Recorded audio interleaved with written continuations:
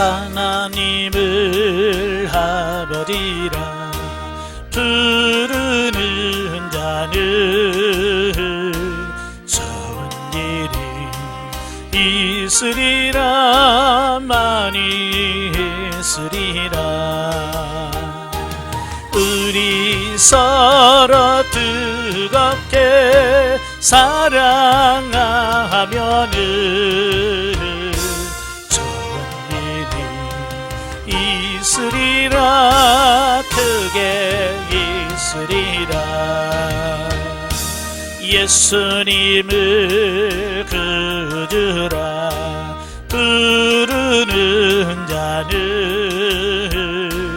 좋은 일이 있으리라. 많이 있으리라. 우리 서로 뜨겁게 사랑하면은 좋은 일이 있으리라. 크게 있으리라. 성령님의 인도를 구하는 자는 좋은 일이 있으리라. 많이 있으리라. 우리 서로 뜨겁게 사랑하면은 좋은 일이 있으리라. 크게 있으리라. 아멘. 기도하겠습니다. 은혜로우신 아버지 감사합니다. 오늘도 귀하고 복된 시간을 허락해 주셔서 계시 발전사 우리 첫 시간 마태복음 1장을 나누게 하셔서 감사합니다. 오늘도 말씀을 나눌 때 그 말씀들이 살아있는 말씀이요 생명의 말씀이 될 수 있도록 성령님 도와주시옵소서. 시종을 맡겨오며 예수님의 이름으로 감사하며 기도합나이다. 아멘. 예, 지난 시간에는 우리가 계시 발전사가 뭐냐라고 하는 부분에 대해서 말씀을 드렸다면, 자, 오늘 이 시간은 이제 그 첫 시간이죠. 마태복음 1장부터 쭉 보겠는데요. 이제 매주 한 장씩 봐가면서 이 계시 발전사 쪽으로 어떻게 이런 부분들이 발전해 가는지에 대한 부분을 분명히 우리가 인식하면 좋겠습니다. 예, 지난 시간에도 말씀드렸지만 많은 분들이 이 계시 발전사를 이해를 못해요. 네, 게시판을 이해를 못해서 아직도 옛날의 사고 가치관 그걸로 산다 그 말입니다. 쉽게 말하면 이런 거예요. 지금 디지털 시대잖아요. 예? 핸드폰 다 갖고 있죠. 근데 지금도 옛날처럼 산다고 산에 올라가서 봉화 올리고 뭐 이런다면 사람들이 웃지 않겠어요, 그지? 지금 시대는 핸드폰 시대예요. 누구나 다 들고 있는. 그러니까 그 시대에 맞게끔 우리의 사고와 가치관도 바뀌어줘야 돼. 근데 우리 신앙에만큼은 그 가치관이 그렇게 안 변한다는 말이에요. 그래서 우리가 영성훈련을 3년을 했어도 우리가 변화되지 않는 이유는 결국 뭐냐, 우리의 사고와 가치관이 안 바뀌어서 그래요. 옛날 구약적 사고와 가치관에 머물러 있어요. 그래서 우리가 이 수리자 과정을 통해서 우리가 묶여있는 옛날에 자기 가치관에 묶여있는 우리를 새롭게 발전시켜가고 개발해가는 그런 시간이 되면 이제 여러분들이 서서히 변화되는 이런 모습들이 나오게 될 겁니다. 자, 오늘은 마태복음 1장입니다. 마태복음 1장을 보면 예수님의 족보와 동정녀를 통한 성육신 탄생의 과정을 설명해 주고 있습니다. 그 중에서 1절부터 17절이 예수 그리스도의 족보에 대한 말씀입니다. 참 많은 분들이 그래요. 예? 오랜만에 성경 좀 읽어야지. 그래서 구약은 너무 어렵고 시작부터 읽어야지 라고 해서 마태복음을 딱 보는 순간 아마 누가 누구를 낳고 그러면서 이게 뭐야. 이게 1장부터 우리가 어찌 보면 묶이는 어떤 그런 부분을 느낄 거예요. 예. 그래서 그렇지만 왜 이 부분이 기록되어 있을까라고 하는 부분이요, 굉장히 중요하기 때문에, 그죠? 가장 중요하기 때문에 신약 성경의 맨 처음 1장에 족보가 나온다고 말이에요. 예, 그래 우리 입장에서는 이거 뭐야, 남의 족보 뭐 하나 여기 있나 라고 생각할 수 있지만 영적으로 바라보면 이건 굉장히 중요한 거예요. 특별히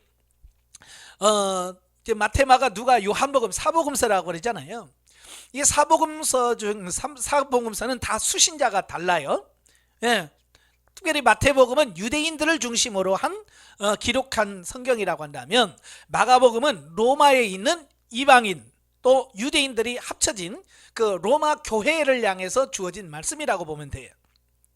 그 누가복음에는 뭐예요?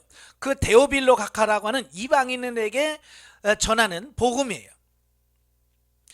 그 요한복음은 유대인들과 이방인들을 같이 볼 수 있도록 만든 거예요. 그러다 보니까 그 수신자가 누구냐에 따라서 표현 방식이라든지 이런 게 조금씩 달라요. 그러니까 같은 사건이라도 달라요. 그러니까 특별히 이제 오병이의 기적 같은 경우에는 마태, 마가, 누가, 요한복음, 사복음서에 다 같이 기록되어 있는 말씀이에요.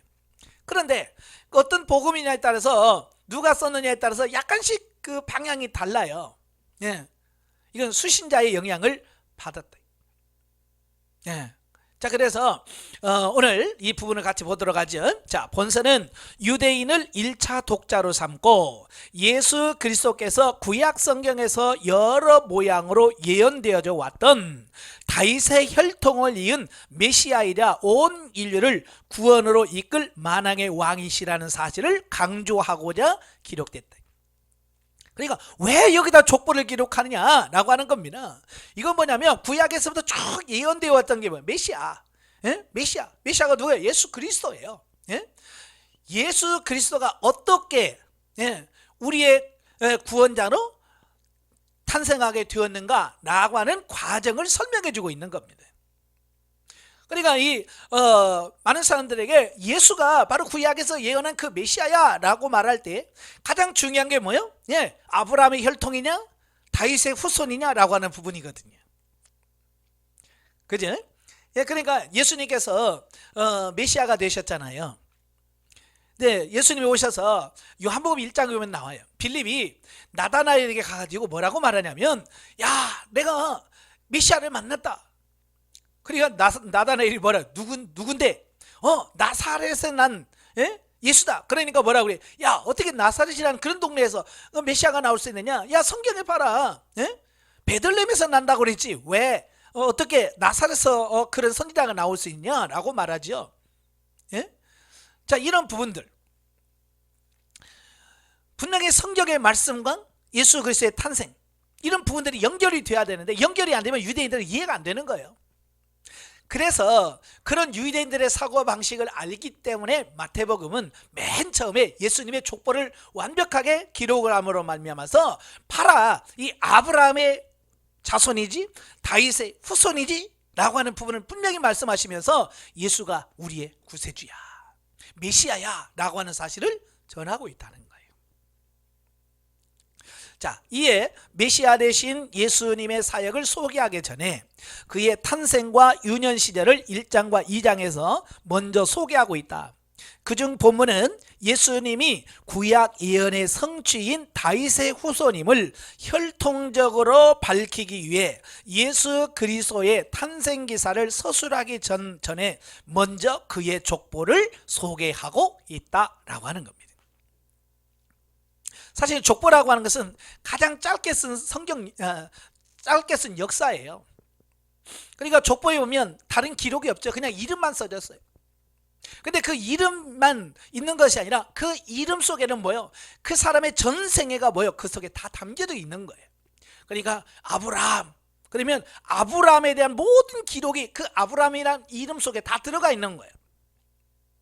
아시겠죠? 그래서 이름으로 모든 성경 역사를 기록하고 있는 겁니다.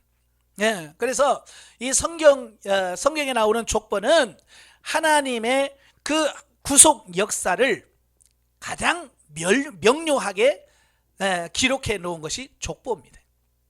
하나님께서 구속 역사를 이렇게 전개해 왔어 라고 하는 하나님의 구속사를 가장 잘 보여주는 역사가 족보다.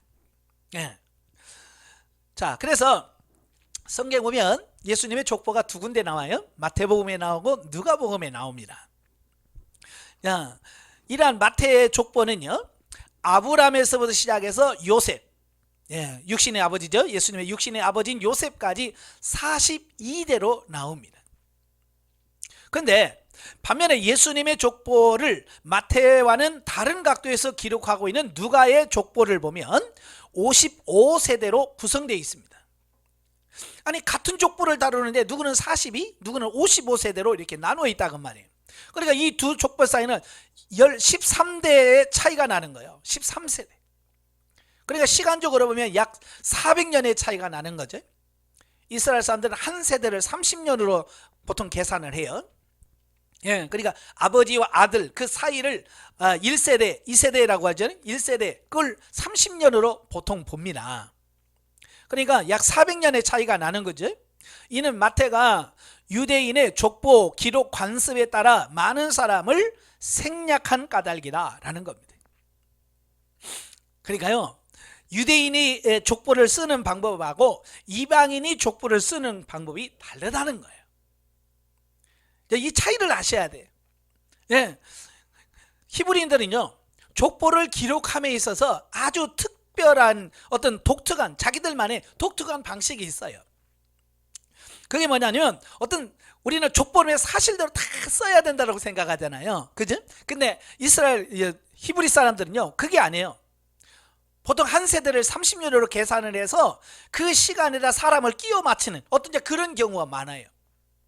예, 그러다 보니까 그러나 마태는 그랬고 유대인이니까 그런 사고방식으로 쓰니까 이해가 되죠. 그러나 누가의 입장에서는 누가는 누구예요? 이방인이에요. 특별히 직업이 의사예요. 그러니까 꼼꼼할 수밖에 없어요. 그러니까 사실대로 다 쓰는 겁니다. 이게 사실대로 다 쓰다 보니까 대수가 많아질 수밖에 없고 마태복음하고 차이가 날 수밖에 없습니다. 그렇다고 해서 이게 틀린 거냐? 아니라고 말이에요.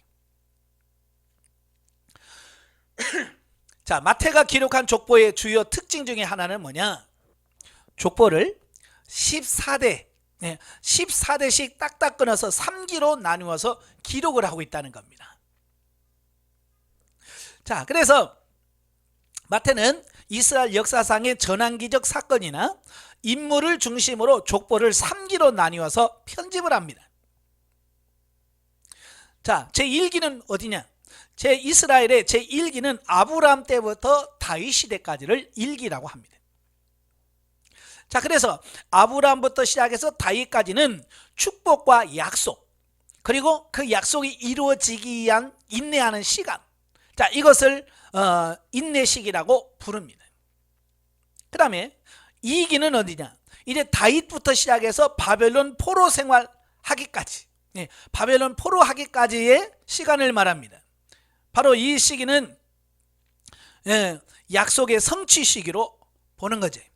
하나님께서 아브라함에게 약속하셨던 그 민족이 그 가나안 땅에 들어와서 민족을 이루면서 그 가나안 땅을 지배하고 통치했던 그런 시기라고 볼 수 있는 거죠. 그 다음에 3기는 바벨론 포로 생활에서부터 예수님 시대까지의 쇠퇴와 회복, 그 다음에 대망의 시기. 대망이라는 거예요. 기다리는 겁니다. 누구를? 성경에서 약속한 그 아브라함의 자손, 다윗의 후손, 그 메시아를 기다리는 시기라고 볼 수 있지요. 자, 본문에서의 족보는 예수 그리스도야말로 약속된 메시아, 성경에서 약속된 그 메시아임과 아울러 다윗 왕가의 후손으로서 혈통적 또는 법적 정통성을 지니라는 점을 부각시켜주고 있다라고 하는 겁니다. 지금도 그렇지만 예전에는 자기 자신의 신분과 지위를 다른 사람들에게 인정받기 위해서는 꼭 뭐가 필요해? 족보가 필요했어. 족보. 우리도 보면 이렇게 사람들이 모이면 족보 이야기를 많이 하죠. 저 같은 경우도 이제 권가잖아요. 그러면 사람들이 이제 권씨끼리 모이면 제일 먼저 물어보는 게 뭐예요? 몇 대 손이냐? 몇 대 손이냐 물어봐. 그래서 몇 대 손입니다. 그러면 아유, 내 손주뻘이네. 뭐 이런 이제 내 조카뻘이네. 라고 그냥 촌수 딱 얘기하는 순간에 그게 나와버려. 그렇잖아요? 마찬가지로 이 족보라고 하는 것은 그 사람의 신분, 지위 이런 것을 다 나올 수 있는 어떤 이런 부분이라 그 말입니다. 그러니까 족보가 없으면 자신의 혈통을 이해할 수가 없습니다. 그래서 예전에도 보면 족보가 쭉 예전부터 쭉 내려왔잖아요.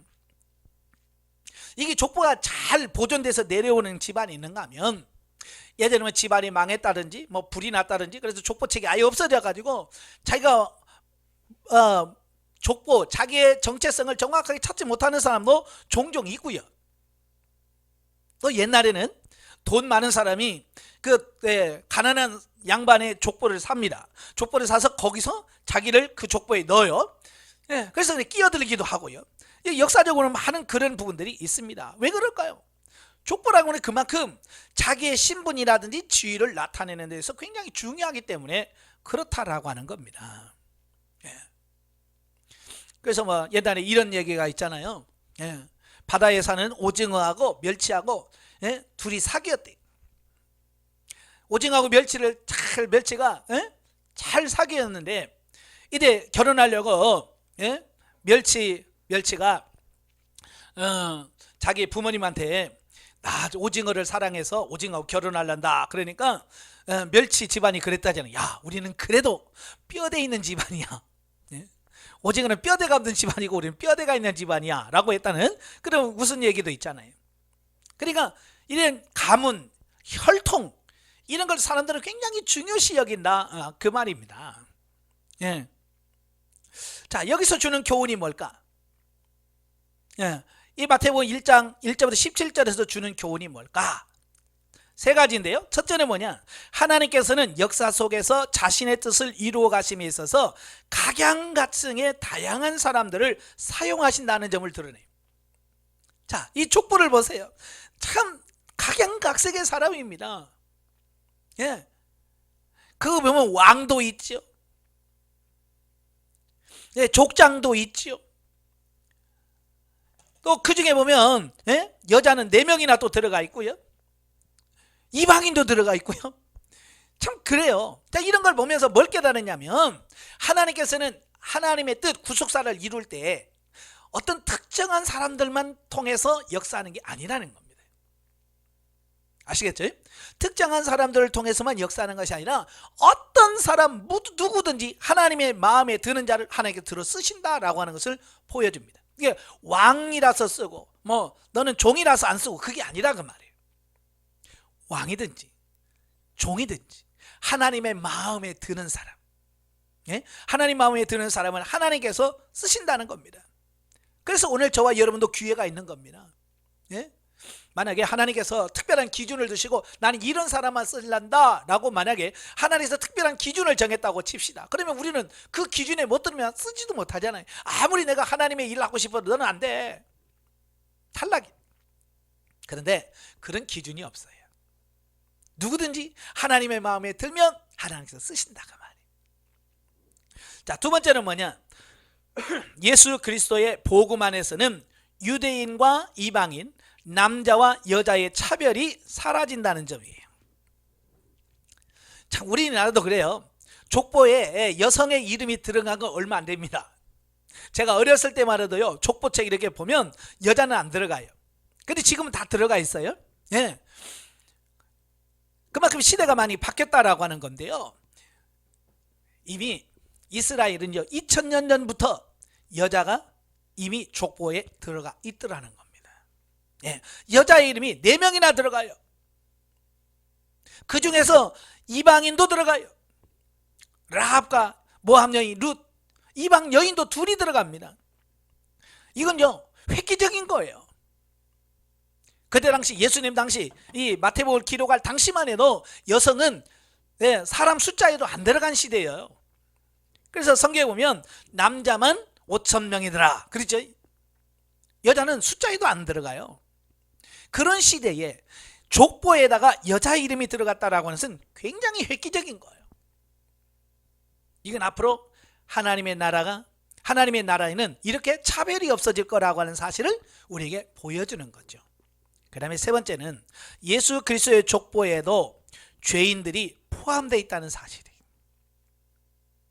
자, 우리가 보면 예수 그리스도가 태어나는 그 족보만큼은 순결하고 깨끗하고 죄인이 없어야 된다고 생각하는데 그렇지 않아요. 실제 예수님의 역사를 쭉 보면 기생 라합, 기생 라합이 들어가. 어떻게 그런 여인이 어떻게 그 동에 들어갈 수 있는가? 또 유다와 다말, 자기 시아버지하고 며느리와의 관계가 있는 어떻게 들어갑니까? 또 솔로몬과 바세바 어떻게 들어갈 수 있어요? 도무지 들어갈 수 없는데 그들의 이름이 들어가 있더라는 겁니다. 죄인이 그 속에 포함이 되어 있더라 그 말이에요.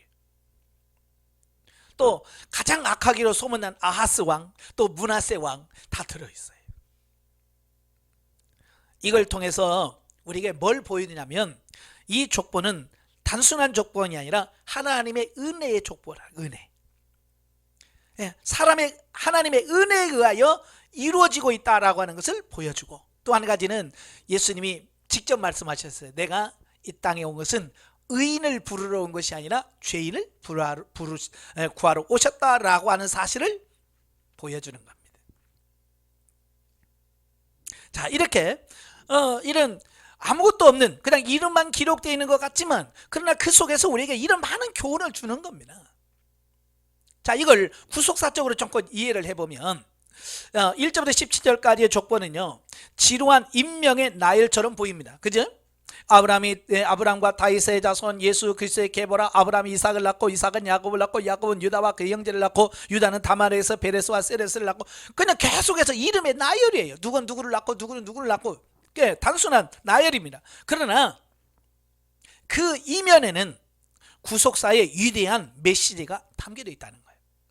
그냥 이름만 있는 게 아니라 아까도 말씀드렸죠, 구속사가 다 담겨져 있다는 겁니다.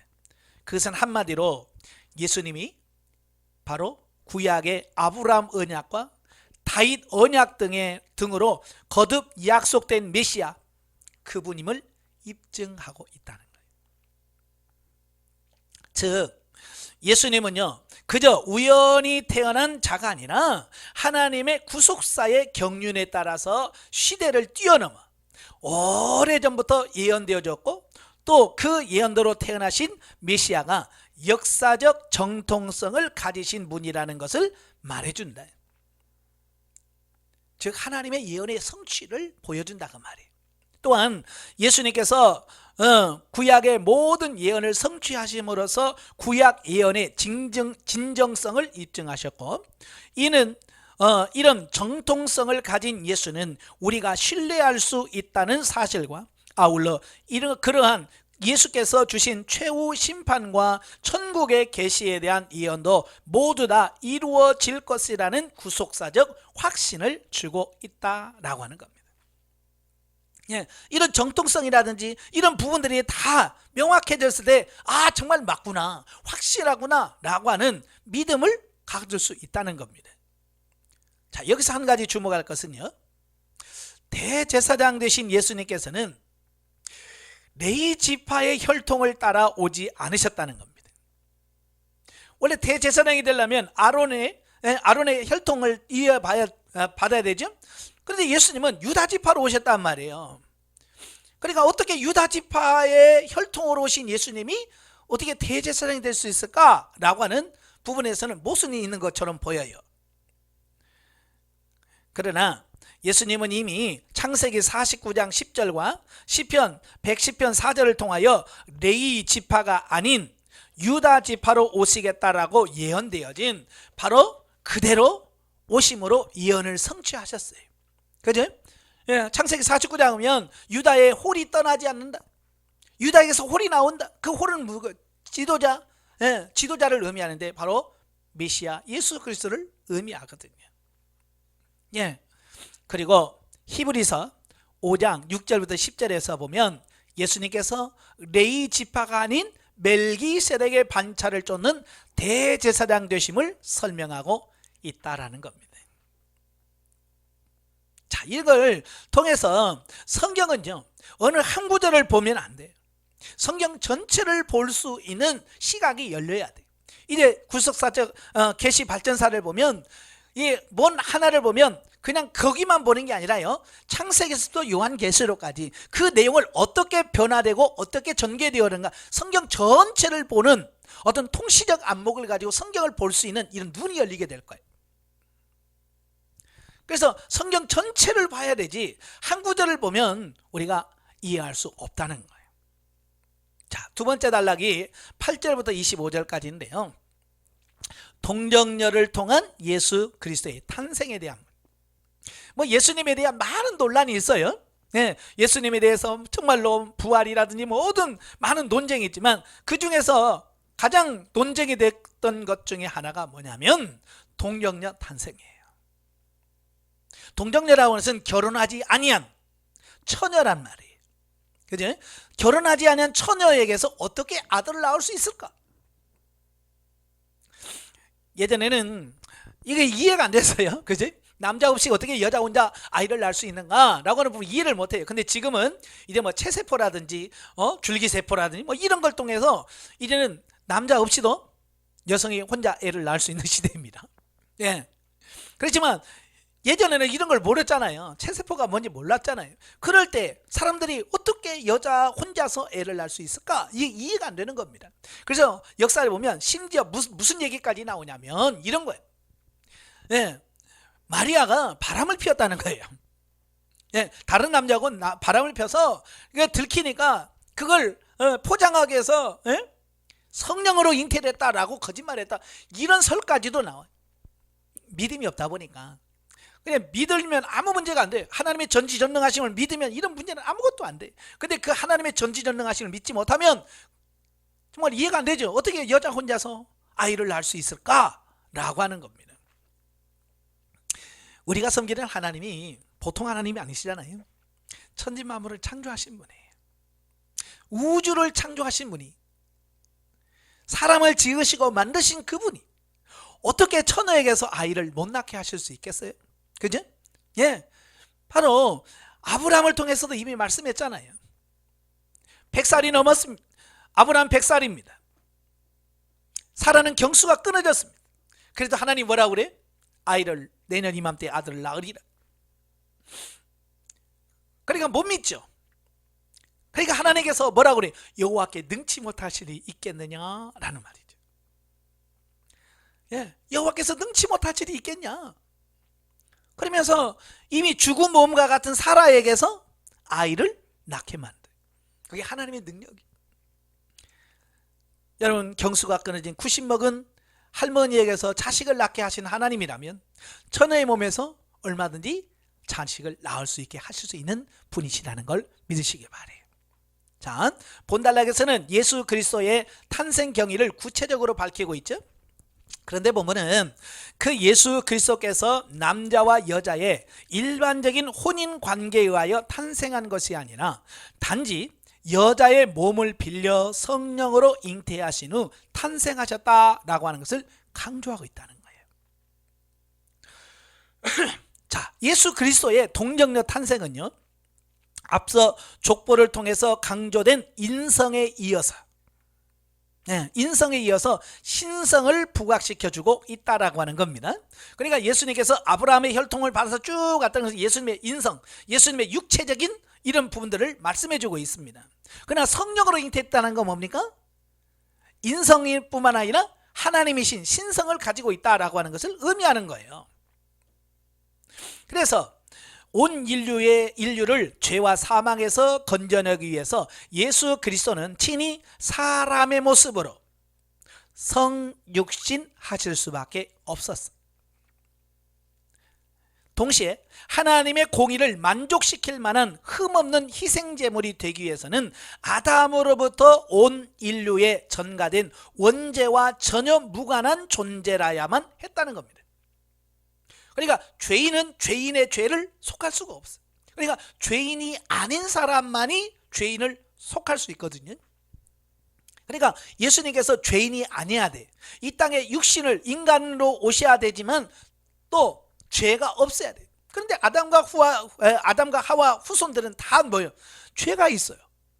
그러니까 아담과 하와 정상적인 육체의 관계를 통해서 태어난 모든 자식들은 뭐예요? 죄인 중에 태어나는 겁니다. 원죄를 가지고 있어요. 이 원죄에서 자유로운 사람이 누구냐?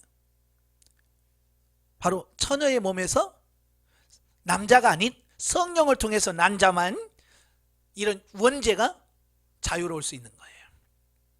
그래서 하나님께서는 이 예수님을 우리 인간의 몸을 주셨고 거기에 성령의 잉태를 통해서 하나님이 사람으로 오셨다라고 하는 겁니다. 그래서 예수님을 죄가 없다, 원죄에서 자유하신 분이다라고 말할 수 있는 겁니다. 그러므로 동정녀 탄생이라고 하는 특별하고도 경이로운 탄생 과정을 통하여 메시아로서의 예수 그리스도는 여인의 몸에서 태어난 사람의 아들로서 인성과 성령으로 잉태된 하나님의 아들로서의 신성을 아울러 지니게 된다. 예. 그래서 예수님만 완벽한 인간이시며 또 완벽한 하나님이시다. 우리는 인성만 가지고 있습니다. 예, 우리는 인성만 가지고 있어 사람이지 우리는 절대로 하나님이 될 수가 없습니다. 그러나 예수님은요, 우리와 똑같은 인성뿐만 아니라 하나님으로서의 신성을 지니고 있다라고 하는 겁니다. 예, 그래서 예수님만이 완전한 중보자요 완전한 구원자가 되실 수 있다. 자, 여기서 주는 교훈이 뭐냐? 첫째, 오직 예수 그리스도 한 분만이 온 인류의 죄와 사망에서 건지실 수 있는 구세주이시다 라고 하는 것을 말씀해 주고 있습니다. 예, 죄 없는 분이 하나님밖에 예수님밖에 없으니까. 그래서 사도행전 4장 12절에서 뭐라고 말씀해요? 예? 예수 외에는 구원받을 다른 이름을 주신 적이 없다. 오직 예수만이 하나님께로 이를 수 있는 유일한 길이다. 내가 곧 길이요 진리요 생명이니 나로 말미암지 않고는 아버지께로 올 자가 없다라고 말씀합니다. 예, 유일한 구원자는 예수 그리스도밖에 없다는 것. 두 번째로는 임마누엘이신 예수 그리스도로 말미암아 성도들이 하나님과 친밀한 교제를 나눌 수 있다라고 하는 겁니다. 임마누엘이 뭐예요? 하나님 우리와 함께 하신다. 하나님 우리와 함께 하신다는 것이에요. 임마누엘. 구약에서는 어떤 시대로 하나님께서 임마누엘 하셨어요? 예, 구약에서는 각종 이런 기적이라든지 환상이라든지 이런 걸 통해서 하나님께서 임재하셨어요. 그런데 신약 시대, 예수님 시대에 오면서 어떻게 했어요? 예, 하나님이 직접 인간의 몸을 입으시고 인간처럼 이 땅에 오셨어요. 바로 임마누엘 하신 예수님인 성육신, 이걸 말씀해 주고 있습니다. 그 다음에 그분이 떠나시면 뭐예요? 이제 하나님, 성령님의 임재, 하나님의 임재는 성령님을 통해서 우리에게 임하시는 겁니다. 그러니까 임마누엘이라고 할지라도 구약과 신약과 지금 성령 시대에는 각자에 달라요. 이걸 이해하셔야 돼요. 세 번째로는 성도들은 자신에게 현실적으로 불리한 결과를 초래할지라도 하나님의 뜻에 순종해야 된다라고 하는 거예요. 자, 마리아에서 보면 그래요. 예? 예, 하나님께서 천사가 그에게 나타나잖아요. 예, 그에게 나타나서 예? 잉태합니다. 본문에는 나오지 않지만 누가복음을 보면 그랬잖아요. 예? 내가 아들을 낳을 것이다. 그러니까 마리아가 뭐라고 그래? 나는 남자를 알지 못하는데 어떻게 내가 아들을 낳을 수 있습니까? 라고 말할 때 성령께서 하나님이 너를 덮으시면 성령으로 너희가 잉태될 거다라고 말을 합니다. 여러분, 처녀가 잉태한다는 것은요, 그때 당시 법에 의하면 돌에 맞아 죽는 행위입니다. 네. 처녀가 아이를 베면 돌에 맞아 죽을 일이에요. 근데 마리아는 그 죽음 앞에서도 하나님의 뜻이 이루어지길 소원했다 그 말이에요. 주님의 뜻이 이루어지길 원합니다. 자, 그걸 통해서 이 마리아의 믿음이 어떠한지를 보여주죠. 네, 오늘 우리도 마찬가지입니다. 우리가 현실적으로 여러 가지 불리한 일이 있다 할지라도 하나님의 뜻이 이루어진다고 한다면 마리아처럼 내가 혹시 죽을지 모르지만 그래도 하나님의 뜻이 이루어지길 위해서 내 자신을 내어드리는 순종이 중요하다. 자, 이걸 말씀해 주고 있습니다. 자, 영적이에 보죠. 자, 예수님의 탄생은요, 족보상으로는 유다의 혈통이지만 성령의 잉태로 태어납니다. 이는 영적인 혈통으로는 예수님이 우리의 구세주시며 하나님이 우리의 영혼의 아버지심을 영적인 의미로 말씀하고 있습니다. 우리는 하나님의 영혼의 아버지 됨을 영적으로 깊이 깨닫는 단계에 이르러야 하는데, 우리의 영혼이 거듭나서 하나님이 우리의 영혼의 아버지가 되심을 영적으로 깊이 감지하고 삼일째 하나님과 신령한 연합을 이루어서 하나님과 동행할 때 하나님의 뜻을 분별하여 순종할 수 있다. 아멘. 예, 그 하나님이 나의 아버지가 돼야 돼. 아시겠죠? 그 하나님이 나의 아버지가 되고, 그 예수님이 나의 구세주가 되고, 성령님이 나의 삶의 인도자가 되어야 해. 우리가 아까 찬송 불렀잖아요. 하나님을 아버지라 부르는 자는, 예? 하나님이 나의 아버지가 되어야 됩니다. 예? 예수님을 구세주로, 예? 예수님을 구세주로 인정하는 삶이 돼야 되고, 성령님을 나의 삶의 인도자로 모시고 사는 그 삶이 생명력 삶이요 영적 삶이라고 하는 걸 꼭 기억하시면 좋겠습니다. 자, 이제 성경을 통한 이해, 예, 성경을 통한 계시발전사적 이해를 보면 오늘 나오는 게 이제 족보라고 하죠. 다른 말로 계보, 족보 또는 계보라고 하는데요. 이 계보라고 하는 말을 국어 사전에 보니까 조상 때부터 내려오는 혈통과 집안 역사를 적은 책을 족보 또는 계보라고 합니다. 아마 어지간한 집, 좀 그래도 뼈대 있다, 좀 이런 자부심 있는 집을 보면 족보 가지고 있습니다. 네, 족보를 가지고 있어요. 저희도 뭐 저희 집에는 족보가 없습니다만은 예전에 어렸을 때 그 동네 어르신들 집에 가보면 족보책이 쫙 이렇게 꽂혀 있습니다. 족보책이 쫙 꽂혀 있어서 거기 가면 예? 우리는 무슨 파고, 예? 몇 대 손이고 뭐 이런 걸 쫙 설명합니다. 어렸을 때는 그게 관심이 없죠. 예?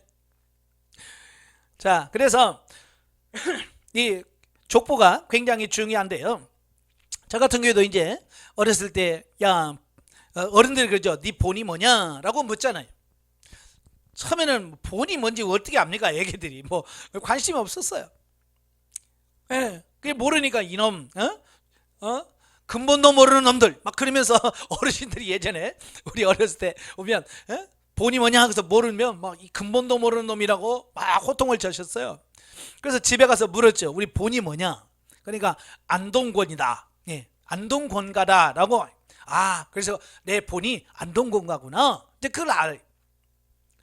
그래 또 어른들이 또 그럼 몇 대 손이냐 물어요. 몇 대 손? 그걸 또 어떻게 알아요? 또 가서 물어보니까 36대 손이다.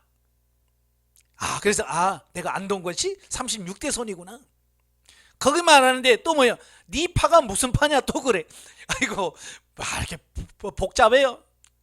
그래서 파 몰라요. 그랬더니 야, 그것도 모르면서 어떻게 권가라고 할 수 있냐? 그래.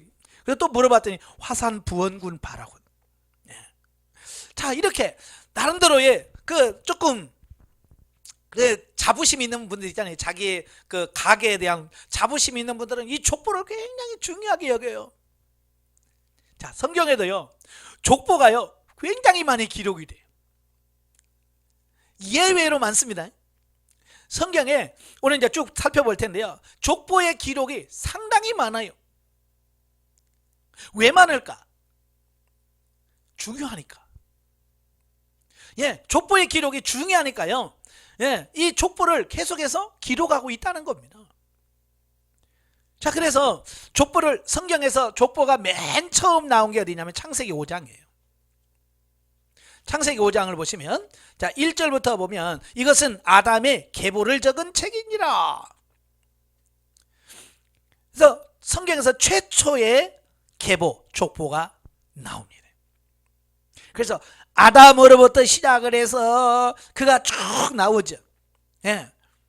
그래서 아담은 130세에 자기의 모양 곧 자기의 형상과 같은 아들을 낳았으니 나 이름을 셋이라 하였고, 아담은 셋을 낳은 후 800년을 지내며 자녀들을 낳았으며 그는 930세를 살고 죽었더라. 셋은 105세에 에노스를 낳았고 에노스를 낳은 후 807년을 지내며 자녀를 낳았고 그는 912세를 살고 죽었더라. 자, 이렇게 해서 계속 아담으로부터 시작해서 아담, 셋, 에노스 이렇게 쭉 내려갑니다. 물론 여러분, 아담이 셋만 낳았는가? 아니죠. 우리가 잘 아는 아벨도 낳았고 가인도 낳았고요. 그 외에 성경에 기록되지 않은 많은 사람들이 있습니다. 여러분, 아담은요 창조할 때 아기로 창조된 것이 아니라 이미 성장한 사람으로 창조됐잖아요. 그지? 네. 그래서 그가 930년을 살면서 하와의 관계 속에서 태어난 자손이 몇 명이나 됐겠어요? 그걸 다 기록할 수가 없는 거예요, 성경에. 그래서 구속사적, 우리가 계시발전 구속사에서 필요한 인물만 딱 정확하게 하나만 딱 정해 놓은 겁니다. 그게 셋이란 말이에요. 그래서 셋을 통해서 그 계보가 쭉 이어져지고 있다라고 하는 것을 보게 됩니다. 그래서 첫 번째 5장에 보면 어디까지 이루어지냐? 노아와 셈과 함과 야벳까지 이어지고 있습니다. 이게 성경에 나오는 첫 번째 계보입니다. 그 다음에 창세기 10장에 보시면 10장 1절부터 32절까지 보시면 이제 노아의 족보가 나옵니다. 자, 1차 족보에서 아담에서부터 노아까지 있잖아요. 자, 2차 족보는 뭐냐? 노아에서부터 시작해서 그의 아들들까지 쭉 나열이 되어지고 있습니다. 왜 그럴까요? 예, 노아 이전에 사람들이 노아 홍수로 인해서 다 죽었어요. 그래? 다 죽고 노아와 그의 세 아들만 남았습니다. 그래서 이제 노아를 통해서 인류가 다시 시작하는 겁니다. 새롭게 다시 시작을 해요. 그러니까 그 시작하는 그때 그 아담의 계보가 기록됐듯이 노아의 가족들이 전부 다 이어지고 있습니다. 그래서 지금 세상에 있는 지금 백인, 흑인, 황인종 다 합쳐서 누구나 다 이 노아의 세 아들의 후손이라고 하는 거예요. 그러니까 어때요? 우리는 올라가면 누구로 만나요? 예, 노아에서 우리는 한 집안 식구였다. 이걸 발견하게 되지요. 자, 그 다음에 역대상 1장 1절부터 9장 44절까지 또 족보가 또 나와요. 자, 여기서 이제 족보는 어디까지냐면 아담으로부터 시작해서 사울 왕까지, 더 나아가 다윗까지가 바로 여기서 나옵니다. 하나님께서 이렇게 역사를 해서 결국 다윗까지 이 역사가, 이 족보가 계속 이어지고 있다라고 하는 부분을 말씀해주고 있습니다. 이게 뭐예요? 하나님의 구속사가 끊어지지 않고 계속해서 이어지고 있다는 사실을 보게 돼. 그래서 성경에 보면 뭘 가장 귀하게 여겼냐면 이 대를 잇는 거, 그죠? 대를 잇는 것을 그렇게 귀하게 여겼어요. 그래서 우리나라도 그렇잖아요. 결혼해서 아이를 못 낳으면 그 대가 끊어졌다고 얼마나 애통해합니까, 그죠?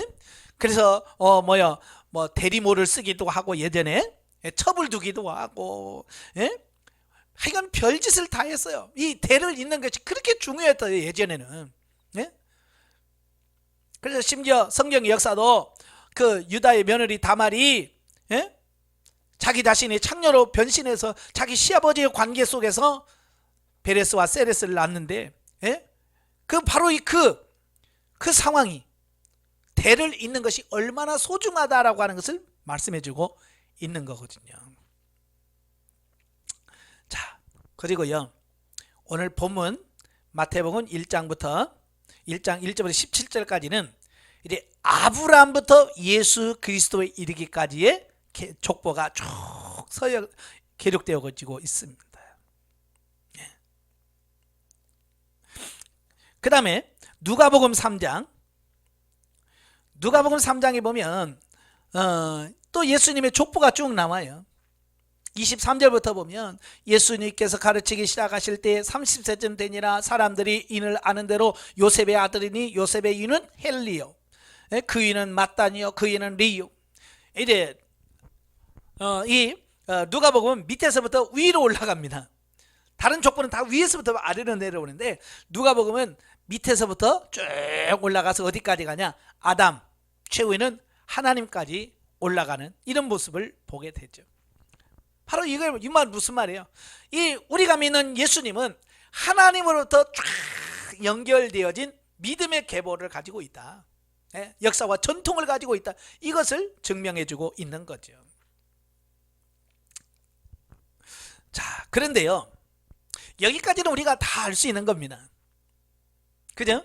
뭐 이거 굳이 이런 걸 해야 될 필요가 있냐라는 질문을 우리가 할 수 있습니다. 그런데요, 이건 구약시대, 그러니까 예수님까지만 이게 해당되는 거예요. 여러분 성경에 보십시오. 예수님까지만 족보가 딱 연결되고요, 그 이후에 성경에서 족보 기록하여 안 해요? 예수님 밑에 누구 예수님 밑에 누구 있어요 없어요? 없죠. 이게 중요한 거예요. 예수님으로 아담에서부터 시작된 모든 족보는 예수 그리스도에서 딱 끊어져요. 더 이상 성경에서요, 예수님 다음에 누구 없습니다. 이건 뭘 말씀하냐? 이제 이 계보의 변화가 될 거라는 것을 얘기하고 있는 거예요. 계보가 바뀔 거를 얘기하고 있어요. 그걸 예수님께서 친히 말씀하셨어요. 자, 마태복음 12장. 마태복음 12장 46절부터 50절까지 보면, 자, 예수님이 말씀을 전하는데요, 예수님과 동생들이 예수님을 찾아옵니다. 찾아왔는데 사람들이 너무 많은 거예요. 그래서 예수님 직접 만날 수 없어서 제자들에게 말합니다. 가서 어머니와 동생이 왔다, 지금 밖에서 기다리고 있다라고 하는 말을 예수님한테 전했습니다. 당신의 어머니와 동생이 지금 밖에 있나이다. 예수님께서 그 말을 듣고 뭐라고 그래요? 48절, 누가 내 어머니며 내 동생이냐? 정말 매정한 말씀을 하셔요. 어디 육신적으로 보면, 우리 윤리 도덕적으로 보면 이런 부모도 몰라보는 배은망덕한, 이럴 수 있어요. 형제도 몰라보고 라고 하는 어떤 그런 생각을 가질 수 있습니다. 그런데 예수님께서 그 말 하신 이유가 뭘까요? 바로 이 계보, 족보의 변화가 있을 것에 대한 말씀을 하시는 거예요. 지금까지는 아담이 누구를 낳고 여기에 초점을 맞췄다면, 이제부터는 그런 육신적인 혈통적인 족보는 의미 중요하지 않다. 나로 끝났어. 예수님을 통해서 끝난 거예요. 그래서 더 이상 그 족보, 계보는 끝이란 말이에요. 그러고 바뀌어지는 겁니다. 뭘로 바뀌었냐? 손을 내밀어 제자들을 가리켜 이르시되 나의 어머니와 나의 동생들을 보라 그리.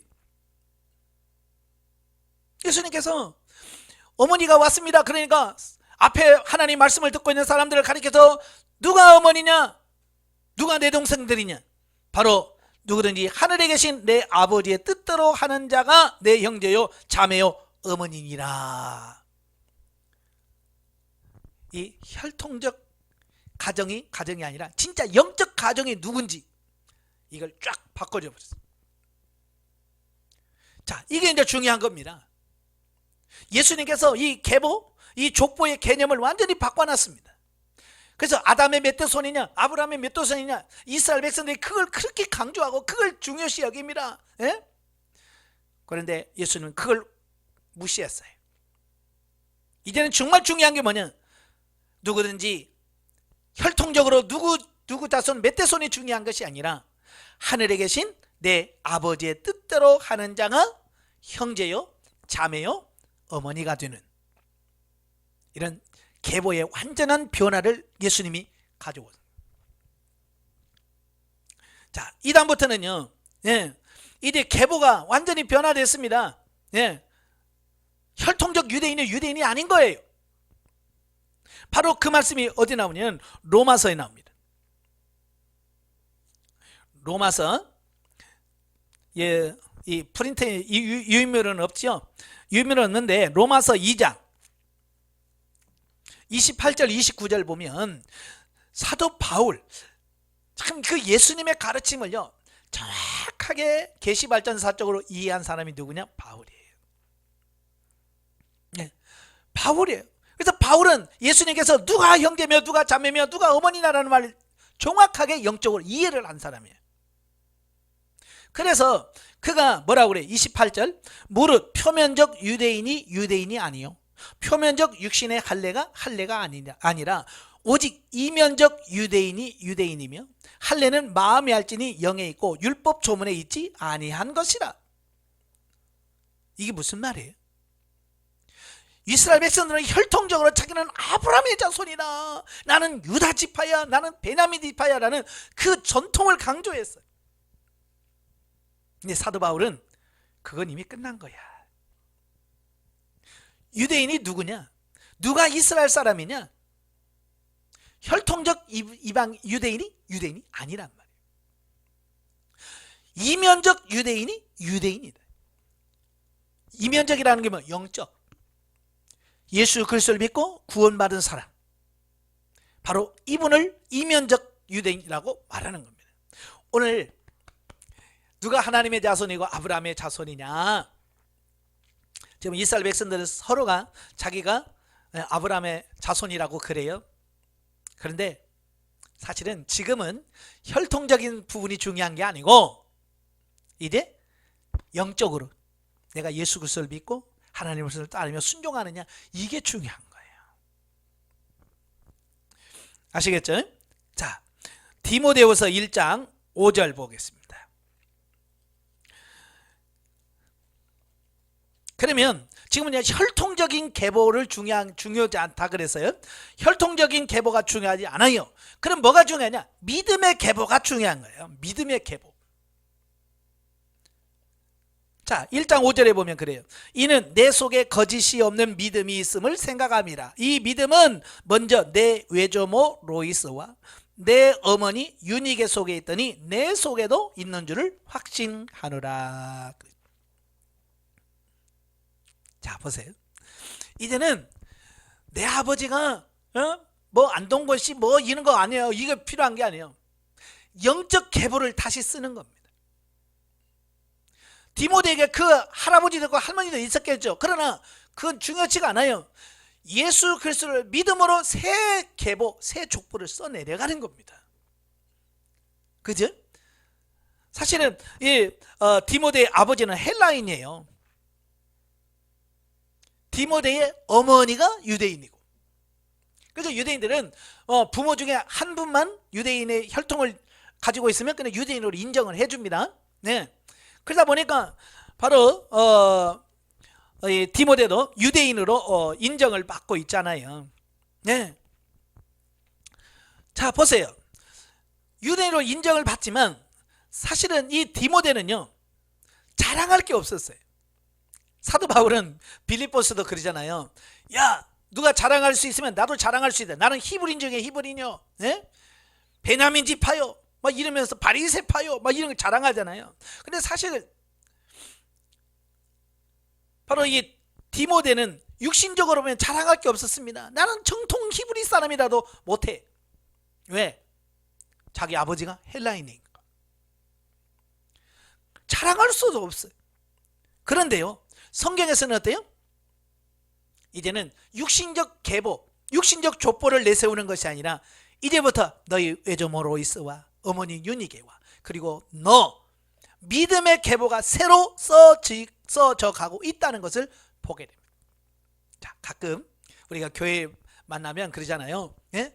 우리가 몇 대째 기독교인이다, 뭐 4대째, 5대째, 6대째다 라고 말합니다. 자, 우리나라에 이제 복음이 1884년에 들어왔잖아요. 예. 그러니까 역사적으로 보면 그렇게 오래 길지 않아요. 130년 가다 보니까 지금 많이 하야 5대, 6대 정도.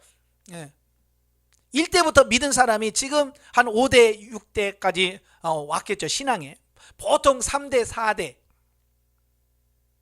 저는 이제 저희 어머니, 저 2대째 신앙생활 하고 있고, 우리 자녀들은 3대째 이렇게 믿음의 계보를 지금 어때요? 써가고 있는 겁니다. 그래서 이 믿음의 계보가 우리로 끝나면 안 돼요. 아시겠죠? 우리 자녀들이 계속해서 믿음을 이어가서 그 계보가 계속 주님 오실 때까지 그 믿음의 계보가 이어져야 돼. 이게 중요한 거예요.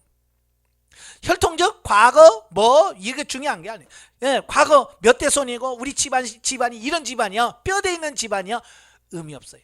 하나님 앞에서 영적으로는 아무 의미가 없습니다. 내가 믿음의 계보가 어떻게 연결되고 있는가. 그래서 여러분이 혼자만 믿으면 안 돼요. 여러분이 자신들이 계속해서 그 믿음의 계보를 이어서 3대, 4대, 5대, 6대, 10대, 20대 계속 그 믿음의 계보가 이어질 수 있도록 여러분 기도하시기를 바랍니다. 자, 그리고 나서 제일 마지막에 나오는 게 뭐냐면 계시록 7장입니다. 이 계보가 지금은 이제 이 세상에서는 믿음의 계보로 이어지잖아요. 그죠? 믿음의 계보로 이어지는데요. 천상, 새하늘과 새 땅에는 과연 이것도 필요할까? 세상에서는 내가 몇 대 손이요, 내가 몇 대 손이요 라고 하는 게 중요하겠죠. 그러나 하나님의 나라, 영원한 하나님의 나라에 가면 과연 거기서 내가 믿음의 몇 대 손이요 이게 필요할까? 의미가 없어요.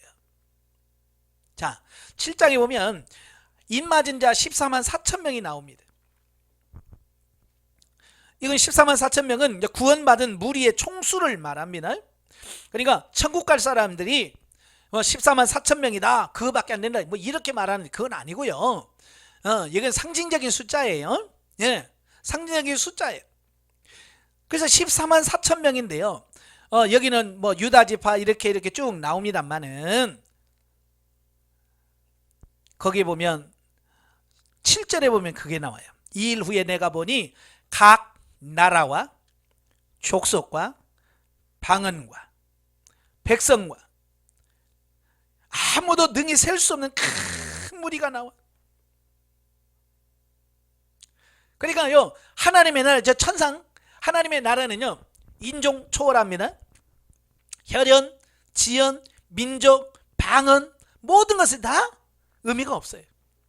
이 세상에서는 뭐 백인이냐 흑인이냐 그래서 뭐 흑인 무시하고 뭐 그러죠. 근데 천국에 가면 그게 그렇게 중요한 게 아니에요. 그런 차별이 하나도 없습니다. 흑인이냐 뭐냐 상관없습니다. 여자냐 남자냐 구분이 없습니다. 모든 구원받은 총수, 이 하나님의 백성들이 하나가 돼서 하나님을 찬양하고 예배하는 하나님의 나라가 된, 이걸 말씀해 주고 있어요. 자, 이제 정리합니다. 결론이 매우 중요해요. 제가 지난 시간에 계보를 말할 때 구약시대, 신약시대, 그 다음에 성령 교회시대라고 하는 시대를 딱딱 이렇게 구분했죠. 시대를 구분했습니다. 예, 혈통적 계보는 구약으로 끝납니다. 아까 말씀드렸죠. 성경에서요 예수님으로 딱 끝나요. 더 이상 예수님 뒤에 예수 다음 누구누구 대가 이어지지 않습니다. 이건 뭘 의미하느냐, 우리가 지금도 육신의 족보책에 족보책을 의지하거나 뭐 우리 집안이 어떤 집안이다 이렇게 따지는 사람들이 있습니다. 예?